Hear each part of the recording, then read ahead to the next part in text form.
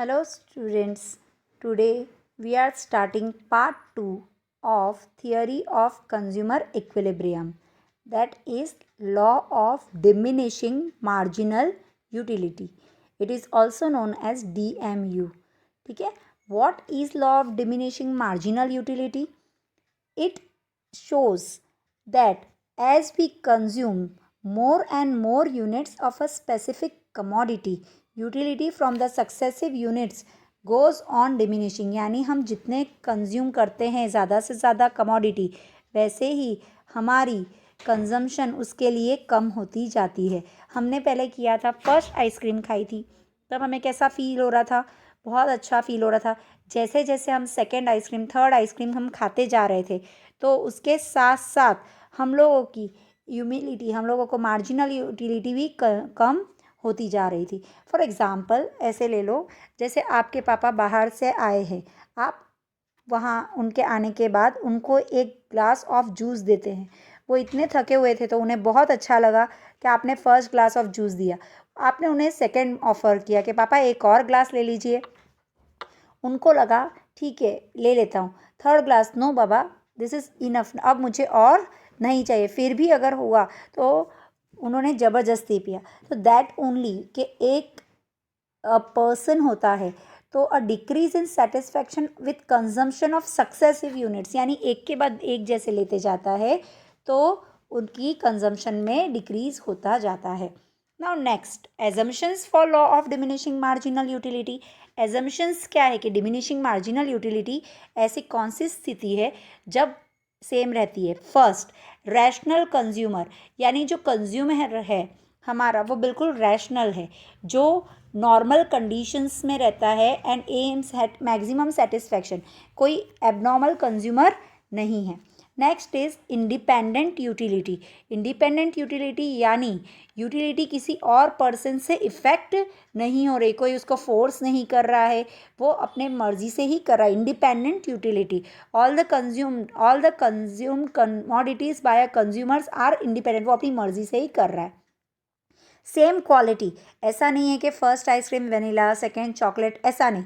अगर same quality की ice cream, first भी वेनिला खा रहा है, सेकेंड भी vanilla, third vanilla, then only it will goes on diminishing. Diminishing का मतलब होता है कम होना. स्टैंडर्ड क्वांटिटी, यानी ऐसा नहीं है कि फ़र्स्ट स्कूप ऑफ आइसक्रीम जो लिया है वो छोटा है, नेक्स्ट बड़ा है, किसी में टॉपिंग्स है, मतलब ऐसा नहीं, स्टैंडर्ड क्वांटिटी ही है.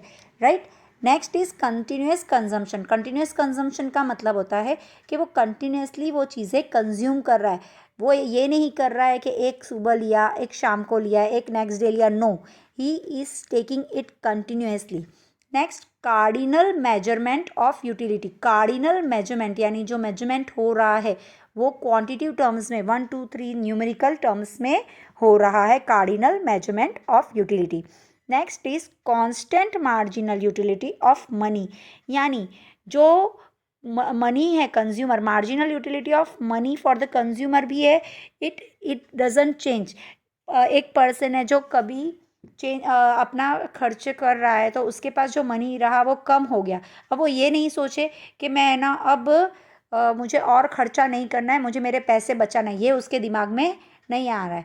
देन कि constant marginal utility of money, वो उस चीज़ को इग्नोर कर रहा है, वो ज़्यादा उस चीज़ पे माइंड नहीं कर रहा है. Next, fixed income and prices, यानी उसकी जो इनकम है वो गुड्स परचेज करते वक्त उसमें कोई चेंजेस नहीं है, और वो आइसक्रीम या जो चीज़ परचेज कर रहा है, कमोडिटी परचेज कर रहा है, उसमें भी कोई चेंजेस नहीं है. कोई ऐसा नहीं है कि एक पे एक फ्री है या इस तरह की कुछ नहीं है. नेक्स्ट इज़ कंज्यूमर्स इक्विलिब्रियम और मैक्सिमाइजेशन ऑफ सेटिस्फैक्शन. इक्विलिब्रियम, ये वर्ड क्या बोलता है? It means a state of rest और a position of no change. Equilibrium यानी अब ना बढ़ेगा ना कम होगा, इक्वल वाली सिचुएशन आ गई है. टर्म कंज्यूमर इक्विलिब्रियम ये बताता है कि गुड्स और सर्विसेज जो एक कंज्यूमर बाय कर रहा है मार्केट से, उसकी जितनी इनकम है और वो जितना प्राइस दे रहा है मार्केट में, उससे उसे मैक्सिमम सेटिस्फैक्शन मिले. Consumer equilibrium 2 types of commodities में रहता है, एक सिंगल कमोडिटी एंड एक डबल कमोडिटीज़. अब अगर हम सिंगल कमोडिटी का एग्जांपल लें, राइट। हमने जैसे आइसक्रीम का एग्जाम्पल लिया था, तो ये यूनिट्स हम लोगों को बता रहा है, first ice cream, second ice cream, third ice cream, fourth ice cream, fifth ice cream, right. और ये प्राइस बता रहा है 10 रुपीज़ पर आइसक्रीम हो रही है। मार्जिनल यूटिलिटी यूटिल्स में हमको बता रहा है कि फ़र्स्ट आइसक्रीम जो 10 रुपीज़ की है उससे मुझे 20 यूटिल्स का सेटिस्फैक्शन मिला है। अब मार्जिनल यूटिलिटी को अगर हम रुपीज़ में डिवाइड करेंगे, रुपीज़ में डिवाइड किया तो हम लोगों को रुपीज़ में, क्योंकि ये यूटिल्स हमको रुपीज़ में चाहिए, तो ये डिवाइड बाय 1 किया है, because 1 rupees equal to 1 util. तो हम लोगों ने यहाँ पे क्या किया है, 20 डिवाइड बाय 1 किया तो हमको 20 मिला। इन दोनों का डिफरेंस कितना है, 20 और जो प्राइस था उसका डिफरेंस कितना है, तो 10। तो हमारा कितना डिफरेंस आया है वो हमें यहाँ मिला है। अब हमारे रिमार्क्स, हम लोग इससे क्या रिमार्क कर रहे हैं वो हमारा फर्स्ट का हमको यहाँ पता चल रहा है कि इंक्रीज़ इन। अब यहाँ रिमार्क क्या हो रहा है कि कंजम्पशन इंक्रीज़ होगा या नहीं होगा। सेकेंड सिचुएशन में मेरी आइसक्रीम 10 रुपीज़ की है, मुझे उससे सेटिस्फैक्शन 16 का हो रहा है, राइट, 16 यूटिल्स का। उसको डिवाइड बाय 1 किया और डिफरेंस किया तो हमको 6 मिला।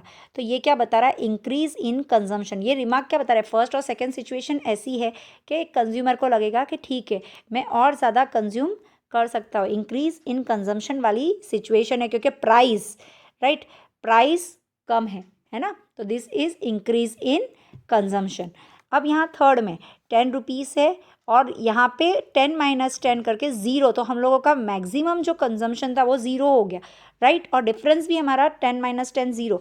अब कंज्यूमर इक्विलिब्रियम पॉइंट पे आ गया, यानी 10 रुपये उसके पास थे और उसको मैक्सिमम जो सेटिस्फैक्शन मिला वो पूरे 10 रुपीज़ का मिल चुका है। अब फोर्थ में, अब यहाँ पर वो कंजम्पशन में वो देखो यहाँ पर 4 माइनस 10 किया तो -6, यहाँ पर वो नेगेटिव में आ गया है, तो डिक्रीजिंग कंजम्पशन। अब कंज्यूमर सोचेगा कि मुझे और आइसक्रीम नहीं लेना है। नेक्स्ट फिफ्थ यूनिट पर गया तो ये और क्या हो रहा है, यहाँ पर -10 यानी डिक्रीजिंग कंजम्पशन। उस वक्त वो कंज्यूमर सोच रहा है कि अब ये नेगेटिव हो रहा है, अब मुझसे और कंज्यूम नहीं होगा। Next, in case of 2 commodities, जिस तरह से हमने 1 कमोडिटी का कंपैरिजन किया उसी तरह से हम 2 कमोडिटीज़ का कंपैरिजन करते हैं। यहाँ पे unit X and unit Y, हमारे पास 2 कमोडिटीज़ है, राइट। दोनों कमोडिटीज़ को हम कंज्यूमर की इनकम, देखो money income of a consumer is 30, यानी कंज्यूमर की इनकम कितनी है 30। अब वो दोनों कमोडिटीज़ बाय करने जा रहे हैं, यानी उसको एक्स भी बाय करना है और वाई भी बाय करना है। यहाँ पे वो 2 कमोडिटीज़ ऑफ एक्स बाय कर रहा है। अब 20 रुपीज़ यहाँ पर स्पेंड हो गया तो इसके पास बचे 10 रुपीज़, वो 10 रुपीज़ वो यहाँ पर बाय कर रहा है, यानी उसको 2 यूनिट्स पर यहाँ पर उसके पास कमोडिटी एक्स 2 यूनिट्स बाय कर पा रहा है और कमोडिटीज़ वाई की 5 यूनिट्स बाय कर पा रहा है ना। अब इसमें हम जब दोनों को कंपैरिजन करते हैं तो ये क्या बता रहा है कि इक्विलिब्रियम पॉइंट हमारा किस तरह से आएगा, जब द कंज्यूमर गेट्स, यहाँ पर इक्विलिब्रियम पॉइंट जब consumer 2 units of X buy कर रहा है और 5 यूनिट्स ऑफ वाई बाय कर रहा है, ये हमारा पॉइंट ऑफ इक्विलिब्रियम आ रहा है। इसके सिवा जो दूसरी सिचुएशन है वो क्या बता रही है, वो ये बता रही है कि जब यूनिट एक्स वो एक ही बाय कर रहा है और यहाँ पे 3 बाय कर रहा है, जैसे ये 3 और ये 1 ये बाय कर रहा है, तो यहाँ पर उसकी इक्विलिब्रियम वाली सिचुएशन नहीं आई है। इसी तरह से ये जो थर्ड और फोर्थ सिचुएशन है ये भी हमारी इक्विलिब्रियम वाली सिचुएशन नहीं है, क्योंकि वो किसी को एक यूनिट को बाय ज़्यादा कर रहा है और एक यूनिट को बाय कम कर रहा है। तो हमको इक्विलिब्रियम की सिचुएशन सिर्फ एक ही बार मिल रही है जब हम एक्स की 2 यूनिट्स बाय कर रहे हैं एंड वाई की 5 यूनिट्स बाय कर रहे हैं। ओके, अब नेक्स्ट हम इंडिफरेंस कर्व पढ़ेंगे। What are indifference curve? Indifference curve graphical representation दे रहा है हमको ऑल्टरनेटिव कॉम्बिनेशन ऑफ 2 गुड्स। हमारे पास 2 गुड्स कौन से यहाँ पे, शेक्स एंड पिज़्ज़ा। मतलब एक पॉइंट है जब इतने शेक्स और इतने पिज़्ज़ा मुझे सेम लेवल ऑफ सेटिस्फैक्शन दे रहा है। जैसे पॉइंट ए मुझे क्या बोल रहा है कि मैं इतना शेक्स यहाँ पर लूँ और इतने पिज़्ज़ा लूँ तो मेरा ये पॉइंट ए लेवल पे सेटिस्फैक्शन हो रहा है। इसी तरह से पॉइंट सी, पॉइंट बी, ये सब मेरा वो पॉइंट्स है जो मैं यहाँ पर सेटिस्फैक्शन मिल सकता है। पॉइंट ई क्या बोल रहा है, पॉइंट ई और पॉइंट डी, देखो ये कर्व के ऊपर नहीं है, ये लोग कर्व के ऊपर नहीं है, तो दैट मीन्स पॉइंट ई मुझे कंप्लीट सेटिस्फेक्शन नहीं दे रहा है जितना मुझे चाहिए, ये मुझे लेस सेटिस्फेक्शन दे रहा है जो इंडिफरेंस कर्व का पॉइंट है उससे। और पॉइंट डी, उसके लिए कि मेरे पास अगर मेरी इनकम 100 रुपीज़ है और मुझे स्पेंड करनी है, तो पॉइंट डी के लिए मुझे मेरी इनकम बढ़ानी पड़ेगी, तो ये भी मेरे लिए अनअटेनेबल कॉम्बिनेशन होगा। इसको हम इस टेबल से समझेंगे तो हमको समझ पड़ेगा, राइट। तो यहाँ पे हमारे पास कॉम्बिनेशंस हैं ऑफ टू गुड्स, है ना, बिस्किट्स एंड बनानास। हम लोग यहाँ पे बिस्किट्स एंड बनानास का कॉम्बिनेशन ले रहे हैं, ठीक है। अब ये कॉम्बिनेशन ए हम लोगों को क्या बता रहा है कि मैंने बिस्किट्स कितनी बाय करी है, 1 unit of biscuit and 12 bananas, ये मुझे कॉम्बिनेशन ए दे रहा है। नेक्स्ट बी, मैंने 2 बिस्किट्स बाय किया है और बनानास 8। सी में 3 बिस्किट्स बाय की है और बनानास 5। 4 में, डी में 4 बिस्किट्स एंड 3 बनानास। ये मतलब हम लोगों को अलग अलग कॉम्बिनेशंस ऑफ गुड्स बता रहे हैं कि हम कितना बाय कर रहे हैं यहाँ पर, okay. Now next, indifference map. हम लोगों ने इनडिफरेंस कर्व्स पढ़े थे। अब ऐसा जो graph, a graph showing a whole set of indifference curves, बहुत सारे इनडिफरेंस कर्व्स एक ही साथ में आ रहे हैं, whole set of indifference curve, उसे हम बोलेंगे इनडिफरेंस मैप। अब इनडिफरेंस मैप को हम कैसे बोलेंगे, यानी बहुत सारे सेट ऑफ इनडिफरेंस कर्व है, लेकिन हर कर्व उसका ओरिजिनल कर्व है और वो उससे दूसरे वाले कर्व से डिफरेंट है। Each successive curve further from the original curve indicates a, यहाँ पर जब हम कर्व्स को बता रहे हैं तो ये हायर लेवल ऑफ सेटिस्फैक्शन को बता रहा है, यानी अगर हम 1 से 4 तक जा रहे हैं अपर लेवल में, तो ये एरो क्या बता रहा है कि ये इंडिफरेंस कर्व्स पूरा मैप मिला के जब इंडिफरेंस मैप बन रहा है तो ये मुझे हायर लेवल ऑफ सेटिस्फैक्शन के बारे में बता रहा है। इसके एजम्पशंस हैं, ठीक है। Rational behaviour of a consumer, यानी कंज्यूमर रैशनली यानी अच्छे से बिहेव कर रहा है, नॉर्मल कंडीशंस में है। यूटिलिटी इज़ ऑर्डिनल, यानी यहाँ पर हम लोग नंबर के फॉर्म में नहीं देख पा रहे हैं, जो यूटिलिटी है उसको हम रैंक, हमारे पास जितनी है उसी को हम रैंक दे रहे हैं। हमारे पास 5 कॉम्बिनेशंस है, 5 को ही हम फर्स्ट सेकेंड थर्ड रैंक दे रहे हैं और उसके बाद में हम चेक कर रहे हैं। Diminishing marginal rate of substitution, यानी जो सब्सटीट्यूट हो रहा है उसमें डिमिनिशिंग मार्जिनल रेट है, यहाँ पर कोई सब्सटीट्यूट से कोई प्रॉब्लम्स नहीं क्रिएट हो रही है। कंसिस्टेंसी इन चॉइस, चॉइस में भी हम लोगों को सेम चॉइस मिल रही है, कोई चॉइस में कोई डिफरेंस नहीं है। ट्रांजिविटी इन चॉइस मेकिंग, जो चॉइस बना रहे हैं वो हम हमारी मर्जी से बना रहे हैं। गुड्स कंज्यूम्ड आर सब्सटीट्यूटेबल, यानी दोनों गुड्स है वो हम एक दूसरे का सब्सटीट्यूट कर सकते हैं। अब इसकी प्रॉपर्टीज़ क्या बोल रही है, indifference curves are downward sloping, ठीक है, यानी ये इंडिफरेंस कर्व है ये हमेशा डाउनवर्ड स्लोपिंग रहेगा। Higher indifference curve represents higher utility, जितना ऊपर इंडिफरेंस कर्व है तो वो हमको ये बताएगा कि ज़्यादा से ज़्यादा हम लोगों को सेटिस्फेक्शन मिला है। अगर हम दो इंडिफरेंस कर्व को कंपेयर करेंगे, they will never intersect each other. क्यों, ये पॉइंट हमारे लिए बहुत इम्पॉर्टेंट है। कोई भी 2 indifference curve will never intersect each other, वो दोनों कभी भी एक दूसरे को इंटरसेक्ट नहीं करेंगे, बिकॉज कोई भी दो चीज़ एक ही जैसे level, same level of satisfaction नहीं दे सकते। कोई भी गुड्स हमको सेम लेवल ऑफ सेटिस्फैक्शन नहीं दे सकते हैं। And indifference curve can never intersect each other, they are convex to the origin, ये हमेशा ओरिजिन से कॉन्वेक्स रहेंगे। That means it gives diminishing marginal rate of substitution, diminishing यानी कम होना हम लोगों ने किया था, ठीक है। Next is indifference map and budget line of a consumer. अब बजट लाइन क्या होगा, अब बजट लाइन और प्राइस लाइन, ये हम लोगों को प्राइस लाइन बता रही है वेरियस कॉम्बिनेशन 2 गुड्स के बारे में।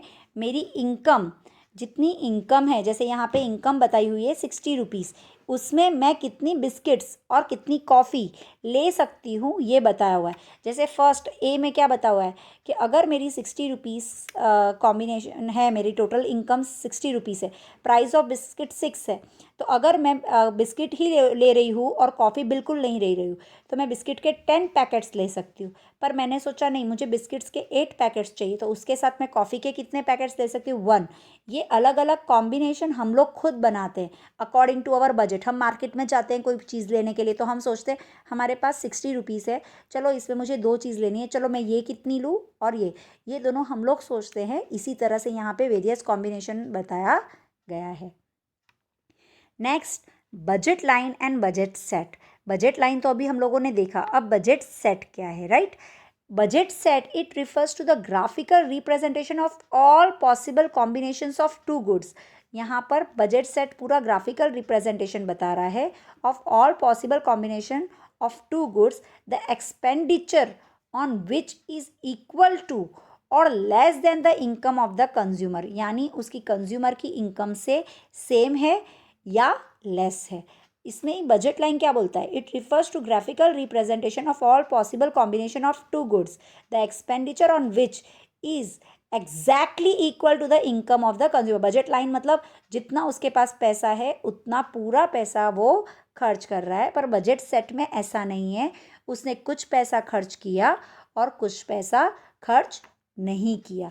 तो ये हमारा लास्ट कॉन्सेप्ट था, बजट सेट।